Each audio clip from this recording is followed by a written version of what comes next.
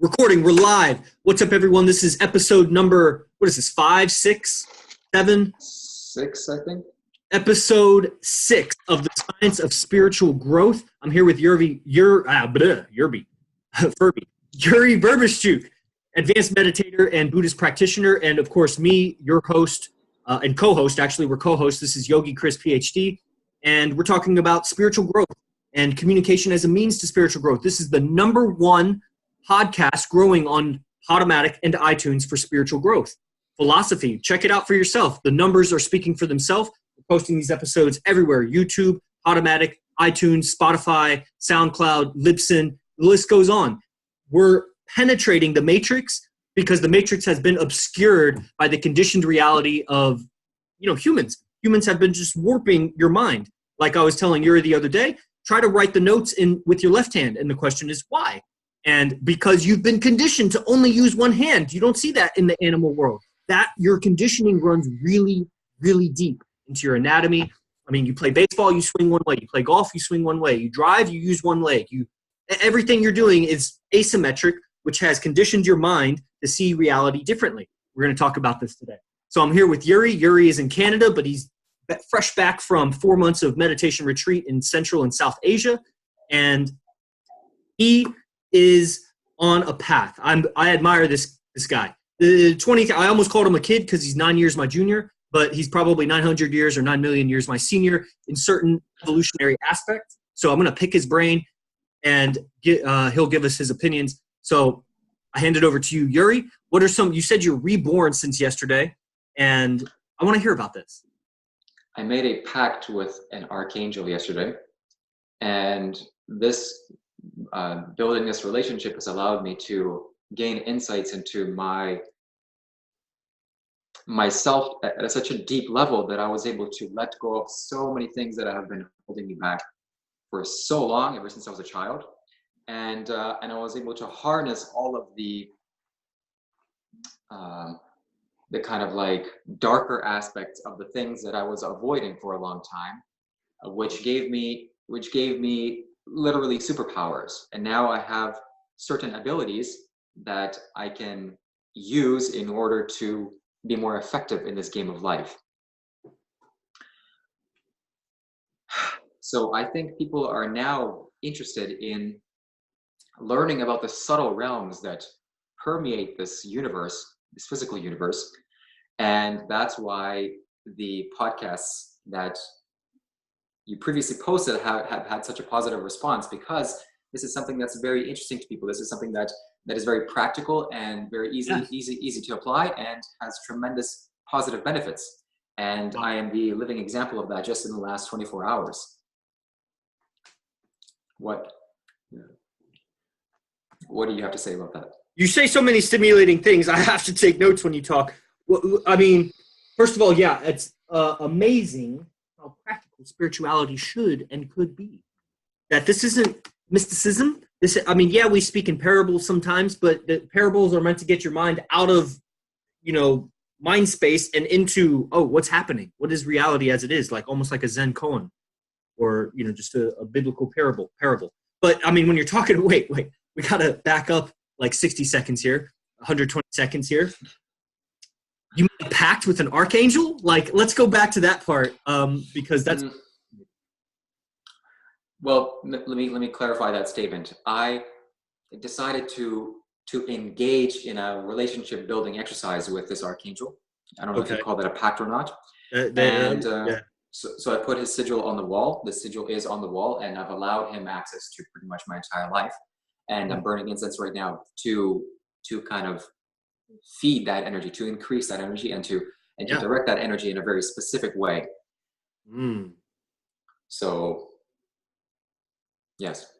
Yeah, that's super interesting. When we talk about that's sorcery, and which is just a label on it, because at the high, sorcery is typically, they'll talk about like left-hand path practices, mysticism, and things like that. And it's usually publicly frowned upon by right-hand path practices, but on the right-hand path of almost all spiritual traditions, there is something very similar of just praying consistently or chanting the name consistently of some deity or dead master or some spirit or some entity and summoning the essence or power of them and to learn about yourself and for spiritual evolution. And so that's super cool. I remember one time I was burning incense, and the practice supposedly goes that if it's really still air and the incense is rising and you're chanting or repeating the name of the desired spirit or entity or whatever, and you're in a trance, you must be in like a deep, the stillness of the air should also be reflected in the stillness within.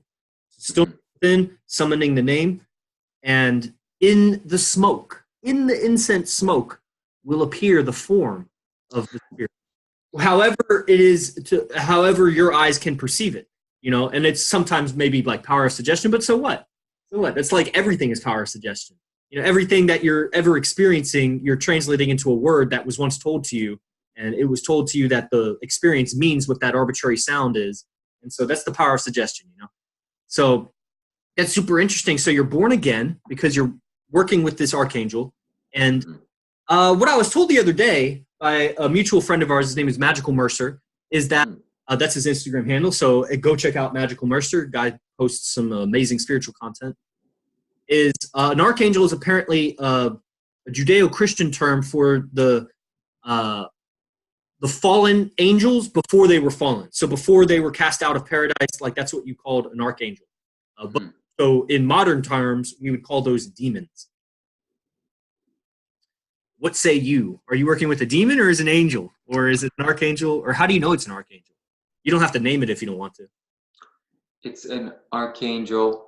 I know it's an archangel because I say it's an archangel and it perfectly vibrates in my body, and it's the absolute truth. Wow. It's an archangel. And I thought that I knew the name of this archangel because I was told by a different angel to go and talk to this being. And when I looked up the name, I realized that it wasn't the right title that he wants to be called, at least by me. And I noticed that he specifically wants to be called this title, and I know he wants to be called this title because when I read that name, like my whole body said, yes, this is just the way it is. It's like me saying, I have a black sweater on right now. That is the absolute truth. That's just how it is. That's exactly the way that it was for when I read the name. So what are some of the benefits that you felt already in the first 24 hours of doing this sort of thing? You know, I'm sure a lot of the audience is unfamiliar with this. And one day we'll get Frank White, a.k.a. Aurelius Sopax, on here, you know, a source, you know, moving objects through space kind of shit. Yes. To give... Go ahead. Just to give the right acknowledgement, pretty much everything that I've learned about sorcery and magic is the result of Frank White. So if you want to learn about sorcery and magic, you go to Frank White. That's Aurelius Sopax, Grail of the Serpent YouTube channel and Facebook page. Yeah, like that's the guy to go to. He's the real deal. Yeah. So what have you learned so far in your transformation process? Yeah. So after I established contact with this spirit, I started to receive mental images in my mind that were unmistakably things that I had no ability to formulate in my own conception. So things that I was not able to imagine by myself. Like it wasn't my own imagination. It was something that was projecting into my mind. And I started to see all of the things that I need to do, all the ideas that I had before that are just coming into my consciousness, resurfacing. And wow, something that I was able to, something very tangible that I was able to learn and to acquire is that I pretty much, like, for the entire day today, I had maybe 1 or 2 hours of sleep, and that was just an hour or two ago. So I didn't sleep the whole night. I didn't sleep the whole night because I was laying in my bed the whole night and just like insight after insight into how I can improve my character based on the men that were in my life. When I say men, my stepfather, my grandfather, my biological father, and my uncle. These 4 men have had the most positive, that had the most impact on me. And within them, they have certain negative qualities, certain unwholesome qualities that I was not able to express in myself. Because I was not able to express in myself, they were literally like blocks around me. And I was prevented from from saying certain things because they were literally blocks. I'm gesturing like this because in my mental universe, this is where I see the block. It was right here. It was a wall. Okay. And through this process of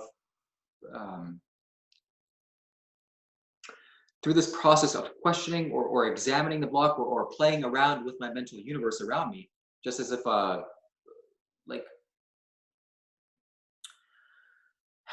when I'm talking about this, I'm referring to the fact that the subconscious mind communicates in symbols. Yes. So you hear this all the time in people's speech when they talk.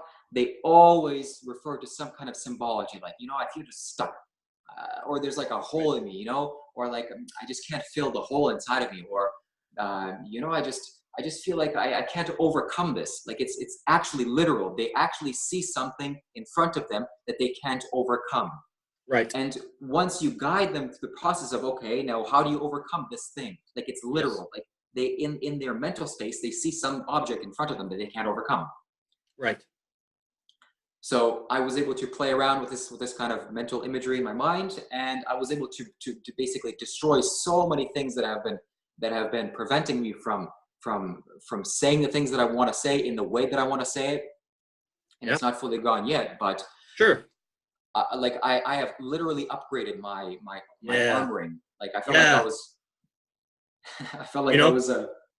Yeah, go ahead. Yeah, well, transcending the human animal and your limited neurology, going into your imagination, and which is where the communing with spirits happens. I mean, it's in your imagination, and which doesn't make it any more or less real. I mean, living is imagination, right? This is they say we keep waking up every moment.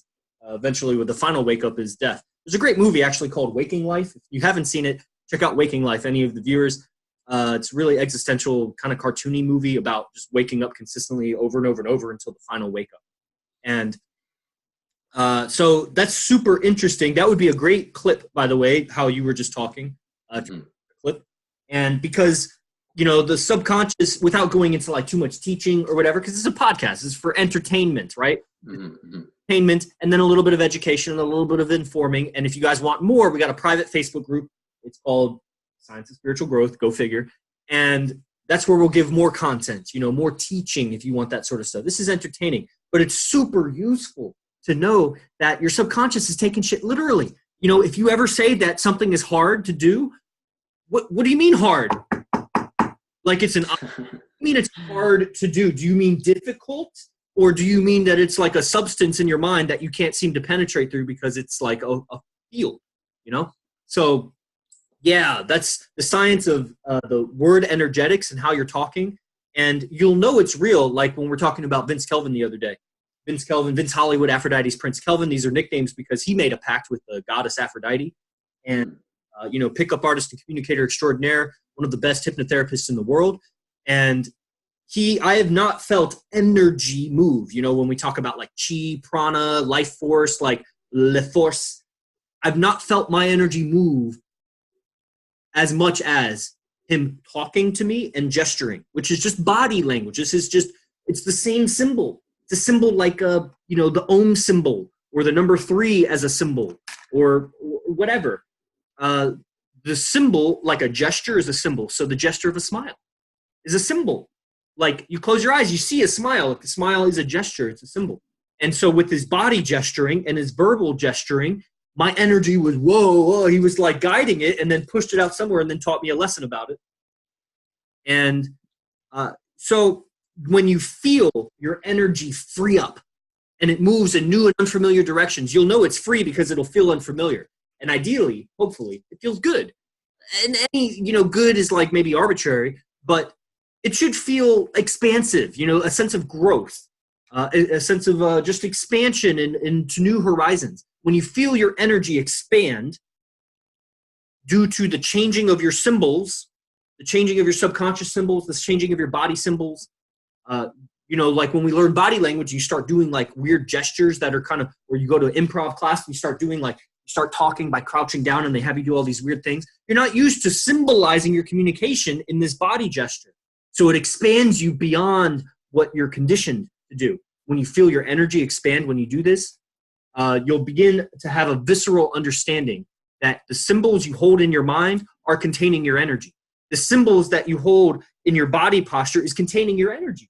And there is infinite energy to be had, and you're only having a little finite segment because you're limited in your body communication, in your verbal and tone communication, in your eye and mouth and face communication. And when you bring all of these together, Dave Tozier knows all about it. Dave Tozier's on Instagram. Guys, if you're on Instagram, click the link in the bio, come to the actual Zoom podcast. But you do the same. That anyway, without getting too much into it, like communication is where it's at for me. And just because I practice postures and breathing and all of these things, these are communications too, because the eyes of the universe are looking at you always. Everything around you sees you and responds accordingly, right? What's your take on law of attraction? Do you think that the universe just immediately responds to the vibrations you're putting out? Absolutely. Immediately. Right away. Now, this sounds like a really esoteric thing. I'm sure some people are going to come to our podcast and they're going to see the title of this one. I don't know, Communication for Spiritual Growth might be the title of this one. And so they might not be into the whole, like, the universe is vibrating and everything's vibrating. And how would you describe to somebody that is unfamiliar with this kind of language of like the vibration of your mind or the vibration of your thoughts or the vibration of your energies? Like, how would you introduce that idea to somebody? Every thought that you think is an energy expanded outward. And this energy that is expanded outward vibrates in a similar frequency to the frequency of the thing that is in harmony with a thought. So if I think of a thought, I have a Lamborghini, that frequency vibrates out, and all of the things that I have a Lamborghini that is outside of me starts to vibrate in harmony with that, and I start to become drawn to that. What does it get drawn towards you? No, I feel like I get drawn to it. Does that mean that you move through space towards it? Yes. Yes. Wow, that's super fascinating. It's almost like, you know, if there's a tuning fork and another tuning fork and they start vibrating, and it's almost like, wow. So people are putting their attention on things throughout their day. You know, they have like a monkey mind, like they might talk about, and it's scattered. Sometimes it's just going object to object to object. Sometimes it's just like divided and split into a billion different ways. And so their attention is going towards things, and those things are vibrating, right? Or do I have it right? Those things are vibrating. You know, they're objects maybe, or people. Yeah, there could be people. I was even just thinking like news channels. News channels have like a vibe. So some people gravitate towards that channel. Gravitate maybe isn't the right word. They are attracted to it, and they vibe. They resonate with it. And so people, if they have scattered minds, does that mean they have a whole bunch of different frequencies in their mind? Different like subconscious frequencies, like maybe dissonant frequencies? You know, or is this how you would describe it? I think the incessant thoughts that permeate the human mind are so scattered and so not potent that it's not really going to do any super dramatic difference on your life. If you can't control your thinking, it's not really going to do anything. The only thing that really makes a difference is thinking about things that you really want or that you really don't want. You're gonna come to both of those. Yeah, what makes a thought potent? When you said potent thought, what is a thought? What is that even? A potent thought is a thought that harmonizes with the feeling in the heart. So your whole system lights up. That's so interesting, because I think yesterday we were talking about emotions. Are emotions different from feelings? Yes. Okay. Yeah. So when a thought resonates with the feeling in the heart, is what you just said, right? That's potent? Or would you change that? Yeah, I mean, feeling, that's the word that I use. Feeling and emotion, yeah, I think those are two different things. A feeling is just a feeling in the body, like, oh my God, I feel happy, I feel sad, I feel depressed, I feel angry, I feel miserable, I feel joy, happiness, all those things. Emotion, I don't know. I don't really know how to define emotion. I don't really use the word emotion, so I think it's just feelings. Feelings are the whole internal experience of pleasure and pain. That's what I use inside of me. Wow, so that's so fascinating. So of course, you know, because I love consistency, I see language as algebra. It's just mathematics. 1 + 1 = something.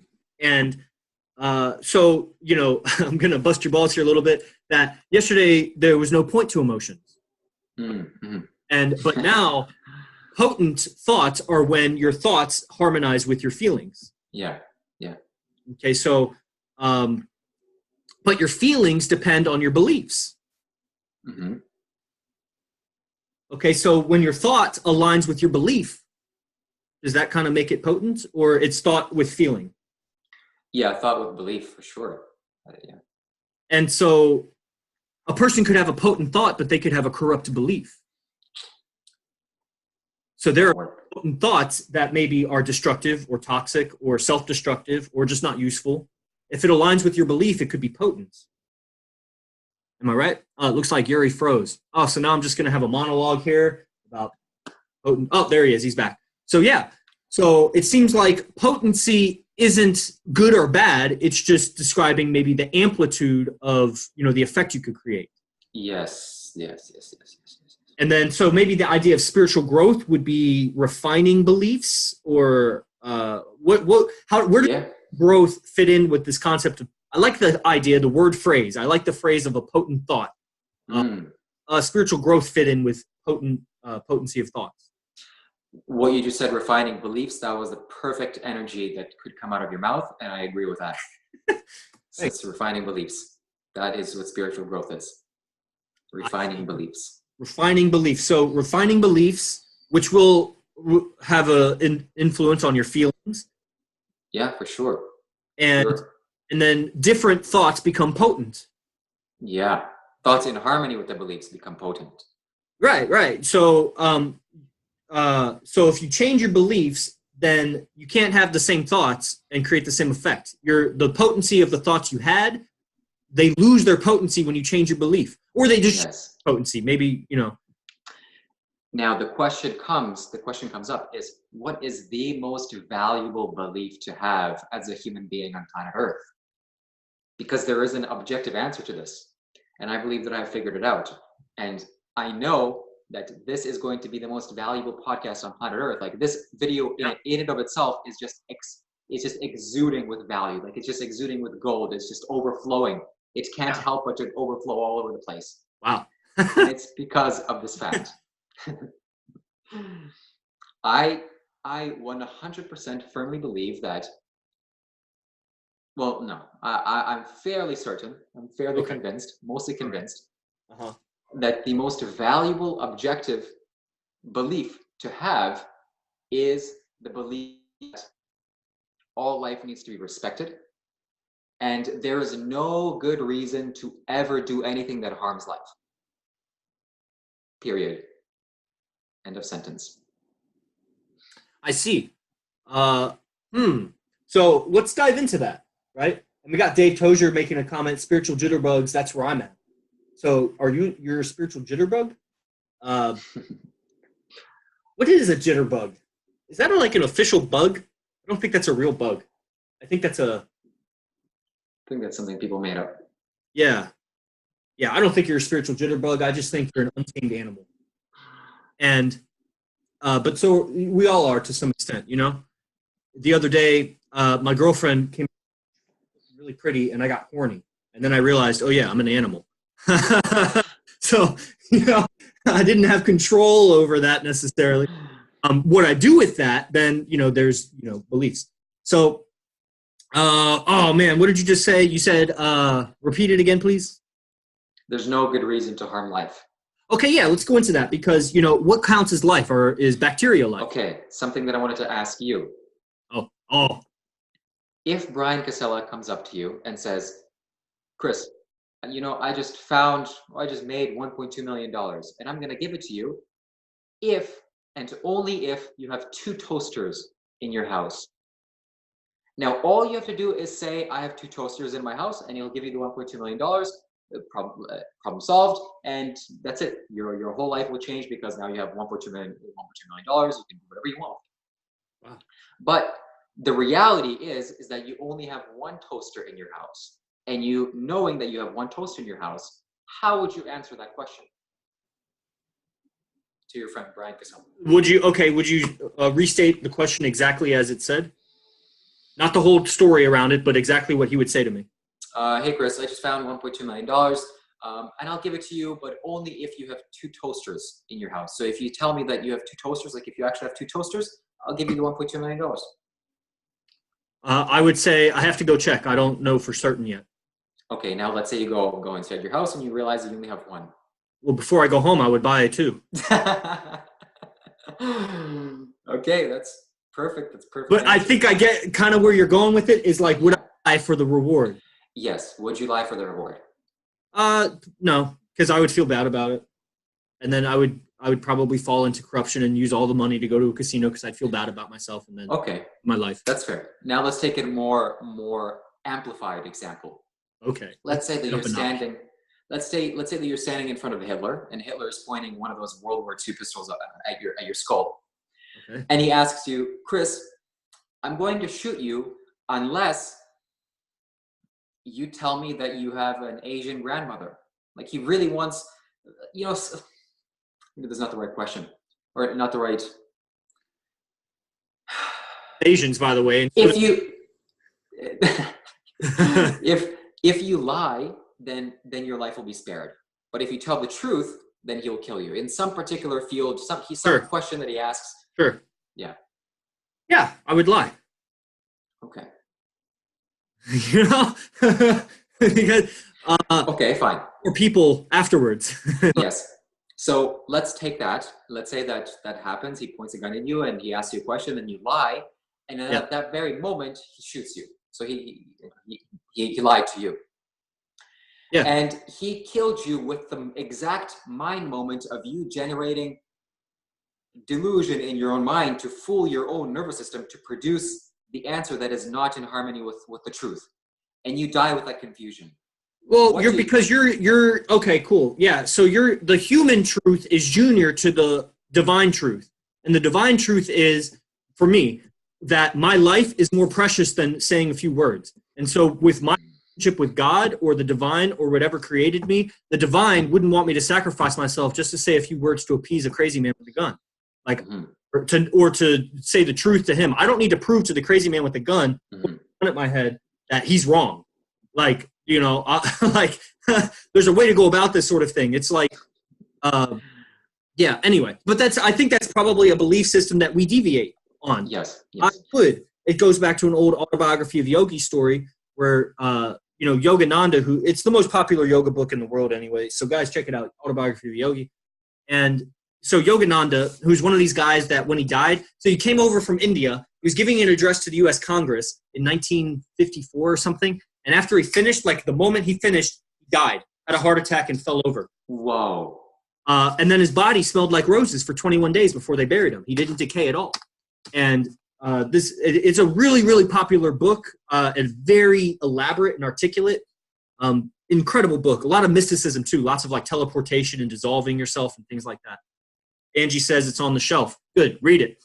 And so in there, he was at one point, like he went to swat a mosquito, and then he stopped himself because he knew of the precept of don't do harm. And then Sri Yukteswar, who was his teacher, was like, go ahead and swat it. And he was like, but the tenets, you told me it's not to do harm. And he's like, but you were already thinking it. The harm was in your heart. You just stopped yourself because you thought you weren't supposed to.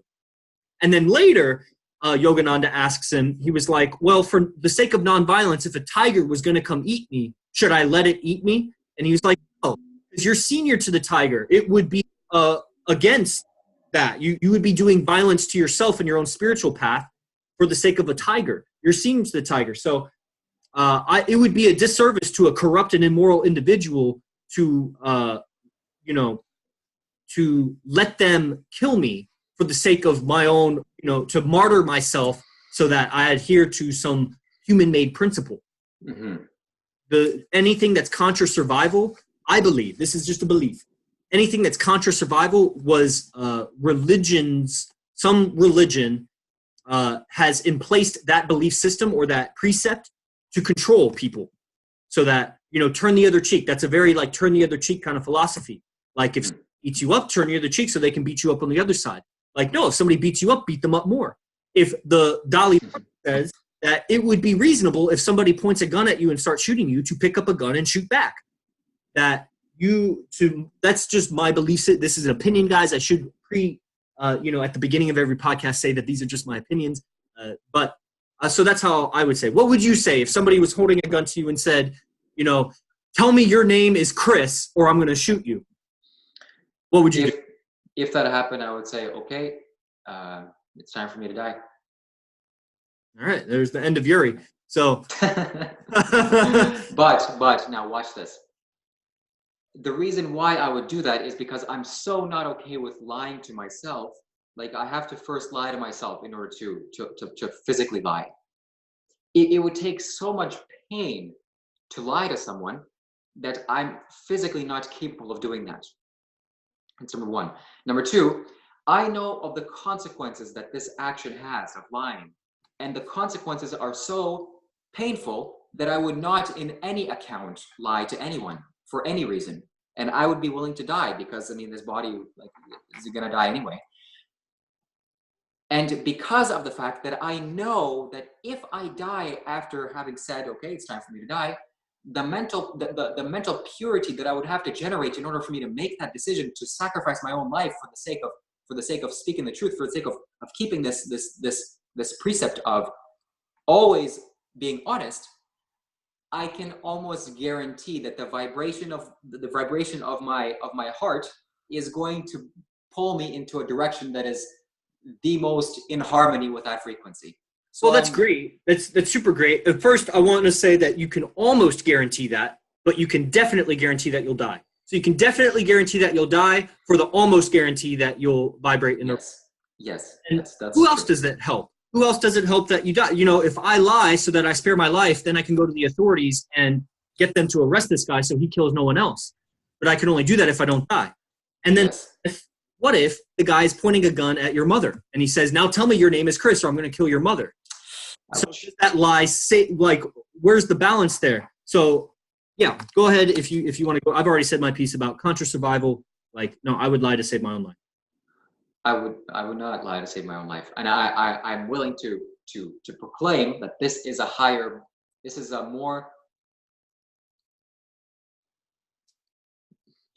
belief structure. And if you get to this belief structure, you're going to experience much more happiness. You're going to experience much more positivity. You're going to experience much more everything that is good, just from taking on this belief and actually living it. So, I don't know if the circumstances arise, maybe I'll change. I don't think so. But the way that I'm living now, like, I know that this is the most valuable thing, one of the most valuable things. This is the thing it's gonna liberate you. Yeah, it's gonna liberate you. It's gonna shed away it's gonna enlighten you. Yeah. That's super cool. So is that the first precept of Buddhism, is don't lie, or was it don't harm? You see, the consequences are not concerned with the outside world. Like, I'm not concerned that if I die, I'm not going to help a billion people. Oh no, a billion people. The consequences are within my own person, my own experience, because that's the whole universe right here. This is the whole universe is me. I am the center of the universe, literally, because I'm experiencing everything. Like, I have the experience. So naturally, I am the most important in this context, right? I wouldn't go to walk in front of a line and say, oh, I'm the center of the universe, spiritual. Does that make sense? So it's the consequences on my own heart and on my own mind that I'm concerned about, not on any external circumstances. Right. So that's very interesting, because you're communing with an archangel, and in that realm, energy and spirits, there are disembodied spirits, the spirits of dead people that are around. And some of them liberate, some of them reincarnate, some of them hang around. There's all kinds of things. We'll get Frank White on here to talk about it.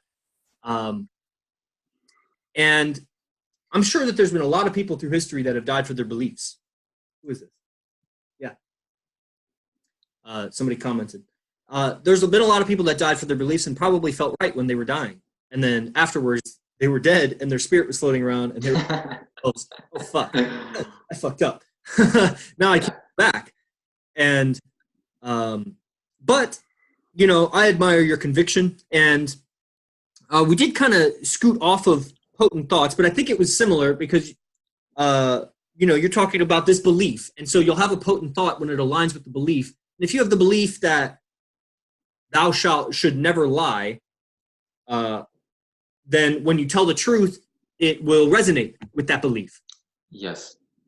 If I have the belief that thou shalt never lie unless it means surviving, then when I lie, that will also resonate and I'll have a potent experience also. Or if I tell the truth, because you know, if I tell the truth when I think I should have lied, or when I lie when I think I should have told the truth, that kind of nullifies. There's some internal friction. And so while I admire your conviction, I'm very interested in how you would tell people, how do people become aware of what their beliefs are? Is it simply noticing when they're having potent thoughts and that's an indication of their beliefs? Or how do people, what is the point? Like, why should people investigate their beliefs and how do they identify what they actually believe in? I can so easily feel a person's intentions. I can so easily map out a person's mind when they talk. I can see their entire frequency of energy when they start to talk to me. So the best thing that you can do for yourself if you want to discover your beliefs is to have a conversation with me. Because just me sitting in front of you and listening to everything you have to say, you're going to start telling me things that I can very easily say, okay, this is why, this is like, you say this because of this assumption. And if you remove this assumption, then it's going to open you up to a whole different level. And I've proven this so many times that like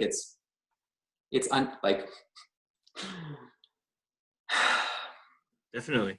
Yeah. So okay. So to like sales pitch aside, if you wanna discover your beliefs, find someone that is skilled in communication and talk with them. Because the way that you discover your beliefs is by talking, by getting it out there, not by that's never gonna happen. Definitely. Yeah. Wow. I actually fully agree with that.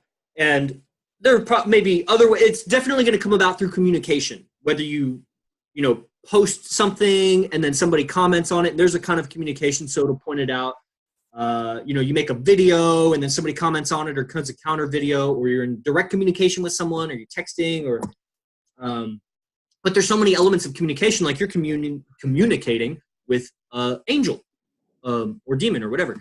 And so there's a communication there. Because ultimately, right, isn't all communication just in the mind? Like, I'm not even communicating with Yuriy right now. I'm communicating with my mind. I'm communicating with Yuriy represented in my mind. All communications are in my mind with my mental representations of reality around me.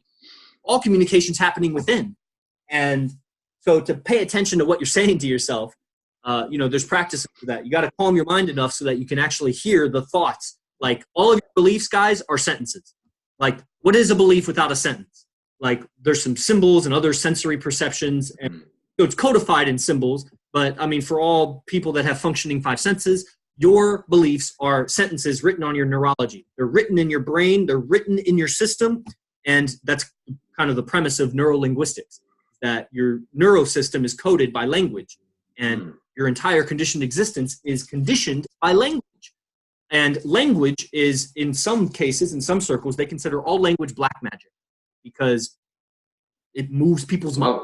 You influence people with words. You can get you to stop thinking about what you're thinking about, think about what I'm thinking about by talking. And that's magic. How did I just influence your mind? I just stop paying attention over there, pay attention over here by saying some words, which are arbitrary, like modulations of sounds that like birds chirp, but it doesn't, you know. Somehow language, because your neurosystem is coded to hear and interpret the sound and then associate it with a concept, and it moves your energy in that direction. So, yeah, anyway, so paying attention to your energy, your feelings, what you're saying to yourself, and especially the things you're saying to yourself on repeat.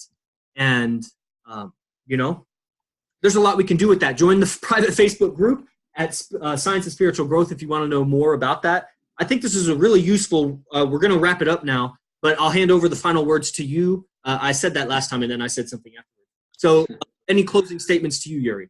Closing statements. Have you been getting messages? Have people been messaging you from watching this podcast yet? Yes.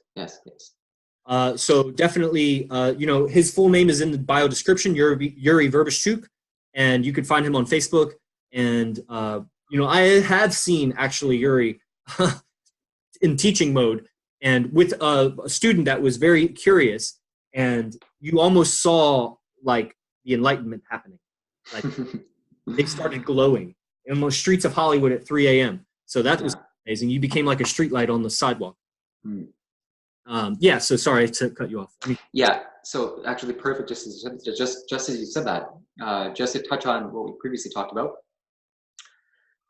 the belief that you should never lie to anyone no matter what, you should never kill anything no matter what the circumstances, no matter even if it's for your own survival or for other survival. For other survival it's different. If a lion came to me, I would kick the shit out of it. I'd break its legs, whatever I have to do to survive. Like I would do that, but I wouldn't kill a lion in order to save 1,000 people. And this belief is actually more survival than anything else. Okay, so value is based on survival. Like people pay attention to different things because of where survival value is. Oh my God, this is gonna help you survive. This is gonna help you survive so much better than every other belief under this belief that it's laughable. This is the highest belief that I have so far come across.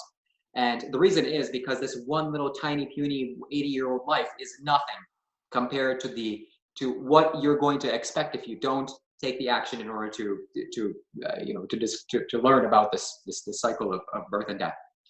So do a favor for yourself and start to purify your own heart by avoiding killing living beings, by avoiding stealing, by avoiding lying. This is the highest belief that you can entertain, because this cycle of existence is infinite. Well, those are some heavy words, and I'll leave it to the listeners to decide. You know that we disagree on this, but we can still be friendly about it. And decide for yourself. Keep tuning into our podcast. I'm sure that we're going to hash out all sorts of. We're just going to hash it out. We're going to hash it out with communication, because this is the path of communication towards spiritual growth. That's an underlying essence of this podcast. That's why we're doing it. We're dialoguing and talking. We're talking out our beliefs, and we're going to come to some mutual understanding. And we're going to come to places of acceptance. And so it's a beautiful thing. This is very exciting. Guys, this is the #1 growing podcast on Podomatic and iTunes for spirituality and philosophy. We're at number 4 ranked right now, but we're moving up fast. And there's only 3 more spots to go in philosophy, but we're moving up fast. So thank you for your support. Like, share, and follow us. Message Yuriy if you're curious about Buddhism and Buddhist beliefs and the highest tenets in Buddhism and his belief systems. And you know where to find me. All of my links and everything are available everywhere. Thank you, Yuriy, and we'll see you again tomorrow at noon. Blessings.